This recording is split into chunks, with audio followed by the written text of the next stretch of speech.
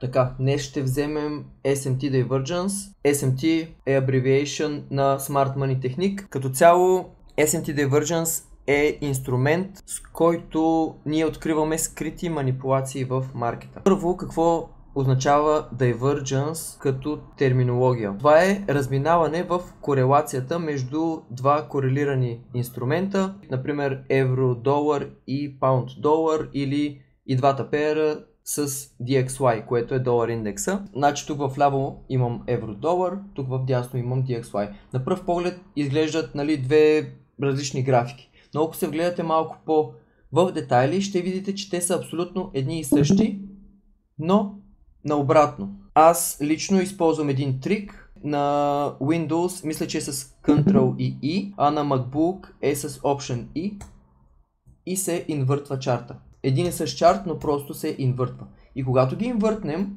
можем сега да видим колко са подобни двата пера. Сега, аз си държа така графиките, защото ми е по-лесно да разпознавам кога този correlation се разминава, за да открием SMT Divergence. Какво е SMT Divergence? Това означава, че да кажем на Euro USD, тук имаме създаден Lower Low, тук имаме създаден Lower Low, но тук на GBP USD или на DXY, цената вместо да направи Lower Low, да кажем, е направила Higher Low.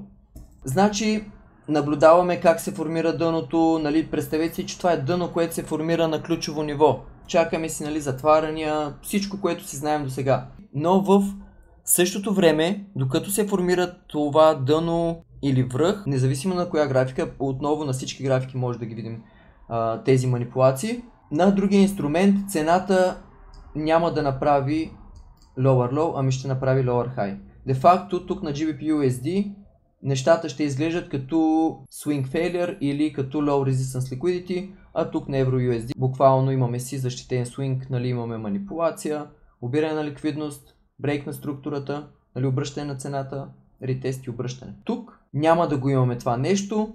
Това ни подсказва, че нещо в момента влияе на маркета, нещо в момента се случва, нещо като трето лице е намесено, което разбърква нещата.